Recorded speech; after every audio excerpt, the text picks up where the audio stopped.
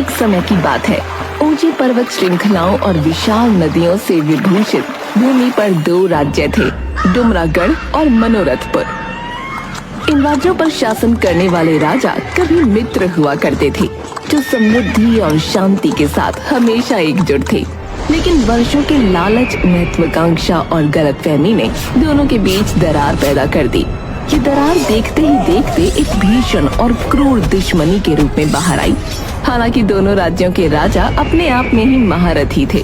डुमरागढ़ के राजा विवेक सिंह अच्छी रणनीति जानते थे और मनोरथपुर के राजा गौरव कुंवर अर्थशास्त्र का ज्ञान रखते थे। नदी के पास वाली खाड़ी पर कितने सैनिक मौजूद हैं हमारे? जी हुजूर, वहां पर हमारे 230 सैनिक तैनात हैं। ठीक है, शत्रु राज्य पर भरोसा नहीं किया जा सकता। वो कभी भी आक्रमण कर सकता है।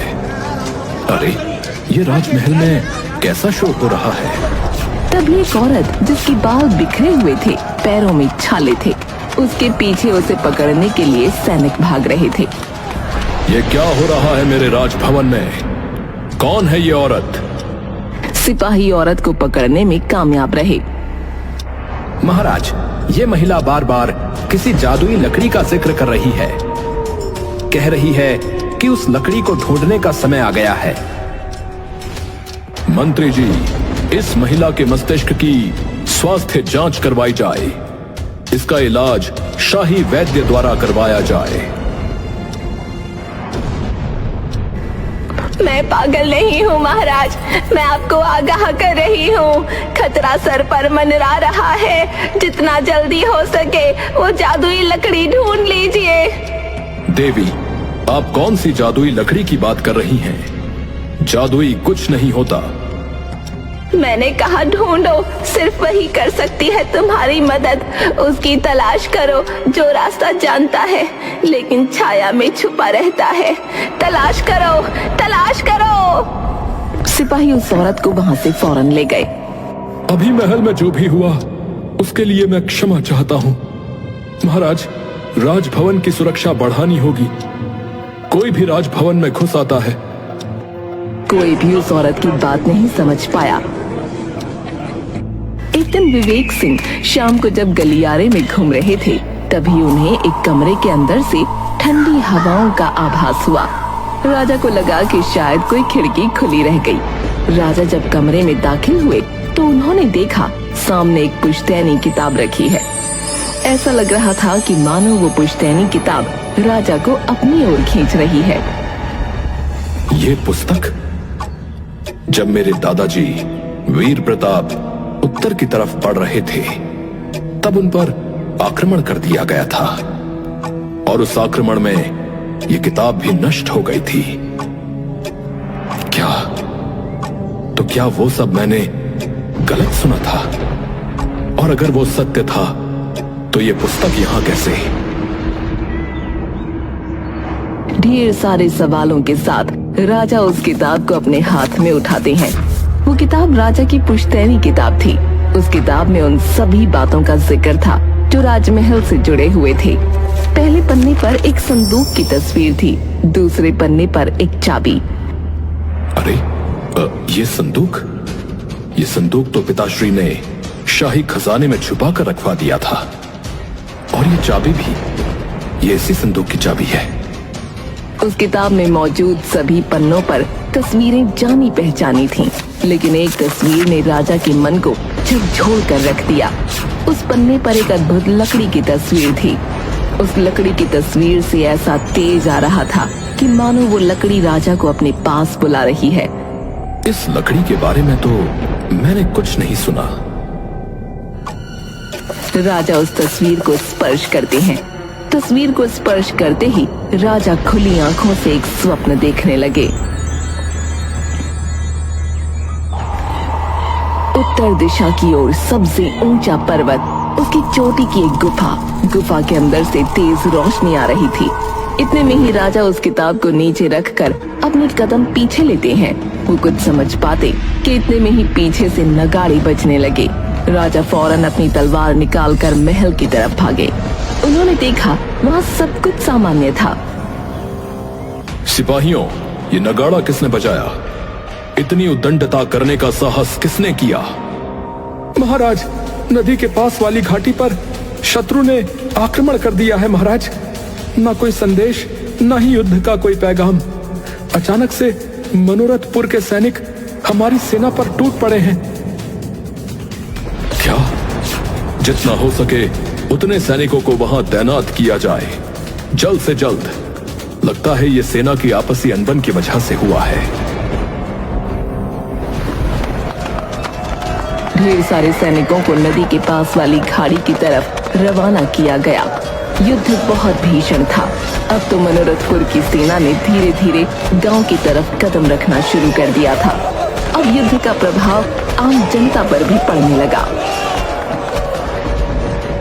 ऐसे देखते ही देखते कुछ हफ्तों से महीने और महीनों से अब वर्ष बीतने वाले थे, लेकिन युद्ध खत्म होने का नाम ही नहीं ले रहा था। महाराज, आप कहें तो अभी ही हम अपनी सबसे क्रूर सेना को मनोरथपुर की ओर प्रस्थान करवा देते हैं। बहुत हुआ, धीरे धीरे सारे संसाधन नष्ट हो रहे हैं और अब तो हमारा अन्न भंडार भी समाप्त हो रहा है। युद्ध में विजय और पराजय के साथ विनाश भी होता है। मनोरथपुर के राजा से मैं स्वयं बात करूंगा। बात करके शांति से इस मुद्दे को सुलझाया जा सकता है कि उनकी क्या मांग है हमसे। मंत्री, उन्हें यह संदेश भिजवाया जाए कि हम उनसे वार्ता करना चाहते हैं। एक शांति पत्र लिखा जाए। विवेक सिंह के कहने पर मंत्री ऐसा ही करता है। विवेक सिंह के शांति पत्र का जवाब मनोरथपुर ने एक दुश्मनी वाले लफ्जों से भरे पत्र द्वारा दिया। ये तुमने कदापि अच्छा नहीं किया गौरव कुंवर। सेनापति, हमारी सबसे क्रूर सेना को मनोरथपुर की तरफ भेज दिया जाए। शाही खजाने में जितना भी धन है सब लगा दो। घोड़े हाथी सब लगा दिए जाएं। सेनापति ने वैसा ही किया, लेकिन सेना को इतने वर्षों तक युद्ध सामग्री और अनाज प्रदान करवाने की वजह से शाही धन बहुत पहले ही खत्म हो चुका था और अब तो शाही धन का एक बहुत बड़ा हिस्सा जनता में भी बांटा जाता था, क्योंकि सारे संसाधन नष्ट हो चुके थे। अब तो डुमरागढ़ कमजोर पड़ रहा था। राजा विवेक सिंह बहुत सोचता है और अंत में वो महल में उसी बूढ़ी औरत को बुलाता है जो जादुई लकड़ी का जिक्र कर रही थी। मैं जानती थी आप मुझे यहाँ दोबारा जरूर बुलवाओगे। हे देवी, मैं जानना चाहता हूँ कि आप किस जादुई लकड़ी की बात कर रही थी। मैं आपको बता दूं कि एक लकड़ी मैंने अपने पूर्वजों की पुस्तक में भी देखी है। कृपया मुझे बताएं कि क्या रहस्य है उस लकड़ी का। और आपने ही कहा था कि अब उस लकड़ी को ढूंढने का समय आ गया है। संकट का समय निकट है और देखिए, उसके बाद से ही हमारा राज्य युद्ध की भीषण अग्नि में जल रहा है। कृपया आप जो भी जानती हैं मुझे सब बताइए। महाराज, मेरा नाम अजीवा है।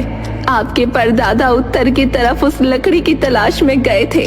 उस किताब में जो भी था, आपके खानदान ने वो सब कुछ हासिल किया सिवाय उस लकड़ी के। और ये समझ लीजिए कि ये युद्ध एक विधि का विधान है, एक बहाना है उस जादुई लकड़ी को ढूंढने का। आप ये सब कैसे जानती हैं और इतनी दृढ़ता के साथ ये कैसे कह सकती हैं? मेरे बारे में ज्यादा जान के आपको कुछ हासिल नहीं होगा। बस मैं आपकी इतनी ही मदद कर सकती हूँ। मैंने आपको इशारा दिया था, आगे आप खुद समझदार हो। अपना मन साफ और नेक कर्म करने के रास्ते पर आगे बढ़ें, जैसे को तैसा मिलेगा। इतना कहते ही एक तेज हवा आई, जिसके साथ वो औरत कहीं गायब हो गई। कहाँ गई वो महिला? एक के बाद एक पहेलियां उलझती जा रही हैं। मुझे उत्तर दिशा के लिए प्रस्थान करना होगा। राजा उत्तर दिशा की तरफ प्रस्थान करते हैं, लेकिन उनके पास न कोई संदेश था, न कोई नक्शा और न ही कोई दिशा। वो बस अपने मन की सुन रहे थे और उत्तर की तरफ बढ़ रहे थे। रास्ता आसान नहीं था, चुनौतियों से भरा था। आगे तो पर्वत है, इस मार्ग से आगे मेरा घोड़ा नहीं जा पाएगा। मुझे पैदल ही इस मार्ग को पार करना होगा। राजा अपने घोड़े को वहीं छोड़कर आगे बढ़े। वो पहाड़ चढ़ना शुरू करते हैं। उनके हाथ जख्मों से भरे थे, पैरों ने जवाब दे दिया था, लेकिन फिर भी वो रुके नहीं। कुछ पल एक चट्टान पर बैठकर वो विश्राम करने लगे। ये विश्राम करने का समय नहीं है। मुझे हिम्मत नहीं हारनी चाहिए। मेरी प्रजा, मेरा राज्य, मेरी सेना, सबके सब संकट में हैं। सब जीवन के लिए लड़ रहे हैं। मुझे उनके लिए इस मार्ग को पार करना ही होगा। इस प्रोत्साहन के साथ राजा आगे बढ़े। उनके मन में जीत की उमंग थी, उनकी आंखों में विश्वास था और आखिरकार वो पहाड़ के ऊपर चढ़ ही गए। पहाड़ पर चढ़ते ही उन्हें वही गुफा नजर आई। ये पहाड़, पर्वत, ये गुफा और ये मार्ग, ये सब वही हैं जो मैंने उस दिन स्वप्न में देखे थे। तभी गुफा से आवाज आई, आइए महाराज, आपका ही इंतजार था। राजा इधर उधर देखने लगा। इधर उधर देखने से कुछ हासिल नहीं होगा, मैं गुफा हूँ। हे गुफा, कृपया मुझे बताओ कि क्या तुम्हें मेरी प्रतीक्षा थी? क्या तुम मुझे जानती हो? यहाँ आपको आपकी नियति लेकर आई है।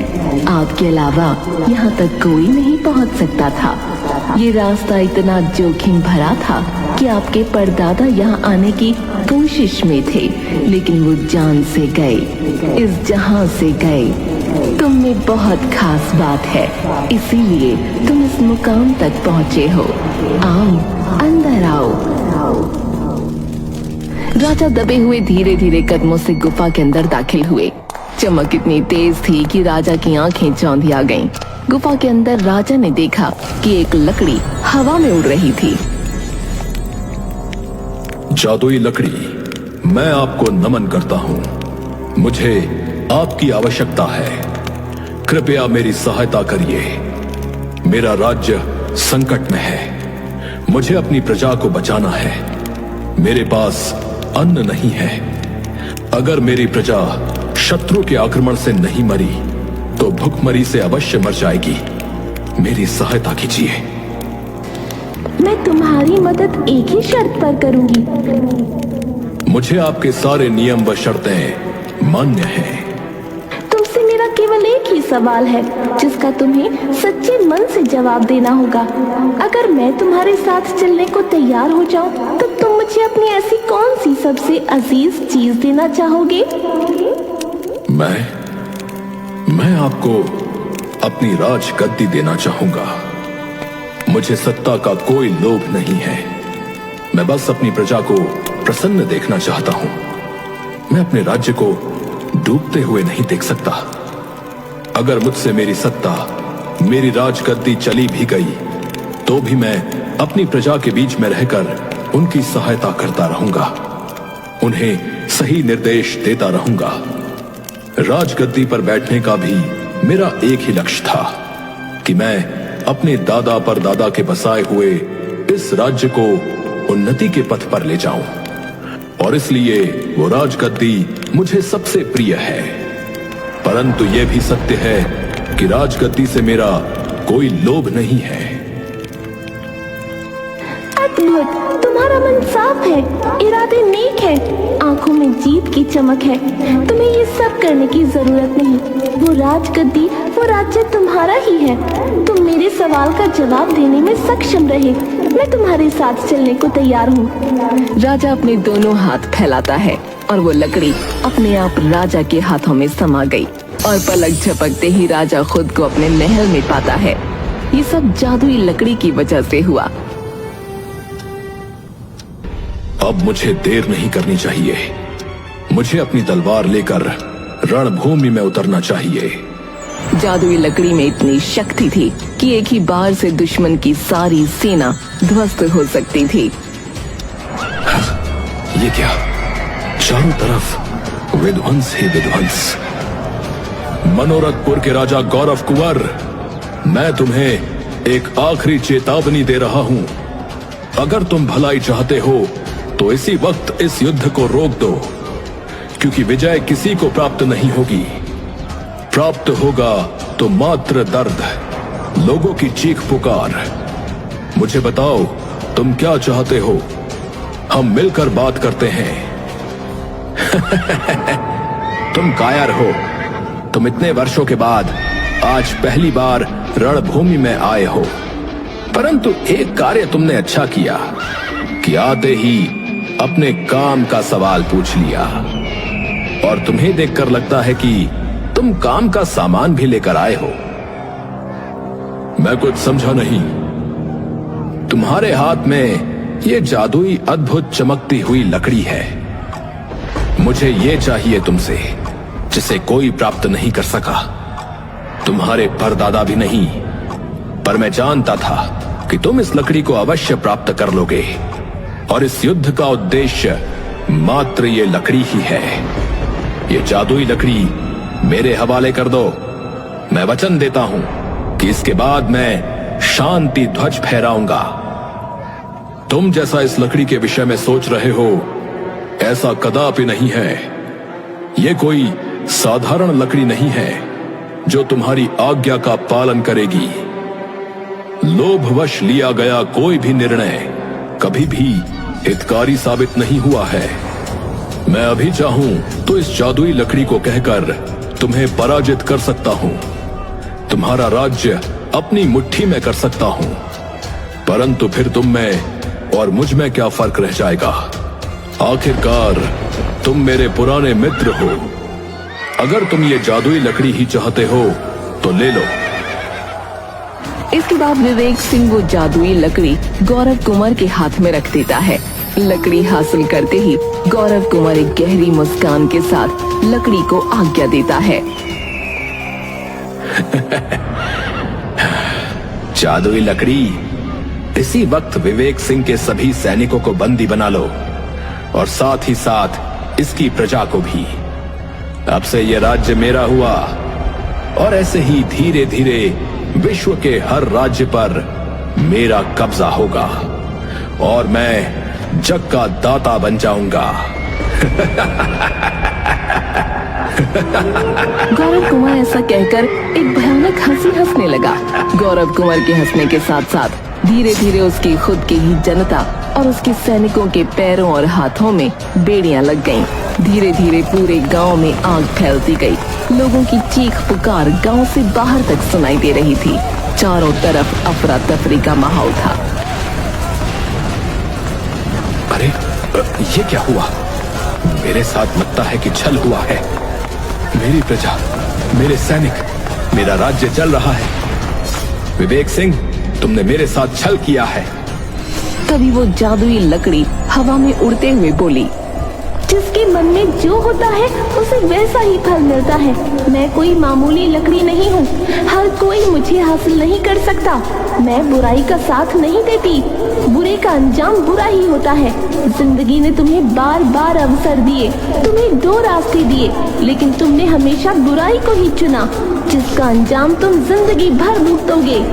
गौरव कुमार अपने दोनों घुटनों पर बैठकर हताश निराश होकर रोने लगा। वो चाहता था कि वो खुद को खत्म कर ले, लेकिन तभी विवेक सिंह ने जादुई लकड़ी से कहा, जादुई लकड़ी, अगर आपका अपमान हुआ है तो मैं आपसे क्षमा मांगता हूँ। हम सब मनुष्य हैं। भगवान ने हमें त्रासदी नहीं, परंतु परोपकार के मार्ग पर चलने के लिए बनाया है। गौरव कुंवर ने अनजाने में जो भी किया, उससे जो भी भूलें हुई, मैं उसकी तरफ से आपसे क्षमा मांगता हूँ। जादुई लकड़ी, मैं भी आपसे क्षमा मांगता हूँ। लोभ मार्ग में मैं इतना अंधा हो चुका था कि अपने आप को इतना शक्तिशाली समझने लगा कि मैं मानवता भूल गया था। मुझे क्षमा कर दीजिए। अपने किए का दंड मुझे मिल चुका है। हे जादुई लकड़ी, कृपा कीजिए, गौरव कुंवर का राज्य पहले की तरह कर दीजिए और उसके लोगों को मुक्त कर दीजिए। कृपा करके इस अग्नि को भी शांत कर दीजिए। तुम बहुत नेक दिल इंसान हो विवेक सिंह। अपनी गलती का एहसास करके आगे से वो गलती कभी न दोहराने को ही नेकी कहते हैं। गौरव कुंवर, अगर अगली बार तुम्हारा इरादा जरा भी बेईमान हुआ तो तुम्हें फिर से सजा मिलेगी। लकड़ी के ऐसा कहते ही चारों तरफ आग बुझ गई। दोनों राज्यों में जितनी भी तबाही हुई थी वो सब पहले की तरह ठीक हो गया। खेत फिर से लहलहाने लगे। लोगों के जले हुए घर फिर से पहले की तरह ठीक हो गए। जितने भी सैनिक घायल हुए थे वो फिर से स्वस्थ हो गए। मेरा गांव भी ठीक हो गया और मेरा राज्य भी पहले की तरह हो गया। आपका बहुत बहुत धन्यवाद जादुई लकड़ी, बहुत बहुत धन्यवाद। आपने दोनों राज्यों को पहले की तरह कुशल कर दिया। आपका ये आभार जीवन भर रहेगा। मैं तुमसे बहुत प्रसन्न हूँ। मांगो, क्या मांगते हो? मैं अब जान गया हूँ कि आप सर्वशक्तिशाली हैं। आप में पृथ्वी समाप्त करने और पृथ्वी को पुनः बना लेने की शक्ति है। आप फिर से किसी गलत हाथों में न जाएं, इसलिए मैं चाहता हूँ कि आप अपनी जगह पर वापस से विराजमान हो जाइए ताकि कोई भी अनुचित मंशा से आप तक न पहुंच सके। अभी भी तुमने सही फैसला लिया विवेक सिंह। तुम्हें जब भी मेरी जरूरत हो बस मुझे याद कर लेना, मैं तुम्हारी मदद करने जरूर आऊंगी। और इसी के साथ जादुई लकड़ी वहां से गायब हो गई और वापस से गुफा के अंदर विराजमान हो गई। और वहां दूसरी तरफ मनोरथ गांव के राजा को अपने किए पर शर्मिंदगी महसूस हुई। मैं तुमसे नजर मिलाने के लायक नहीं रहा विवेक सिंह। आज तुमने साबित कर दिया कि तुम मुझ जैसे मनुष्य से कहीं गुना ऊपर हो।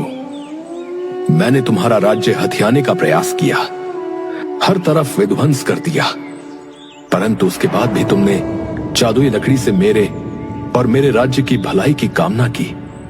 मैं तुम्हारा बहुत बड़ा आभारी हूं। क्या तुम सब कुछ भूलकर फिर से मेरे परम मित्र बन जाओगे? कृपया मना मत करना। मुझे अपना पश्चाताप करने का बस एक मौका दो। ये सुनते ही विवेक सिंह गौरव कुंवर के गले लग गया। मित्र, मैंने तुम पर कोई उपकार नहीं किया, बस मानव होने का फर्ज निभाया। हमारे बीच जितनी भी गलतफहमियां और तकरार थी, आज से हम उन सब को भुला देंगे और एक नई शुरुआत करेंगे। नदी किनारे की ये खाड़ी आज से मित्रता का प्रतीक मानी जाएगी। ये सुनते ही दोनों राज्यों में जश्न का ऐलान कर दिया गया। अब दोनों राज्य पहले की तरह दोस्त बन गए। दोनों राज्यों की दोस्ती में जादुई लकड़ी का बहुत बड़ा योगदान था और ये लालच के खिलाफ अच्छाई के द्वारा दिया गया एक सबक भी था।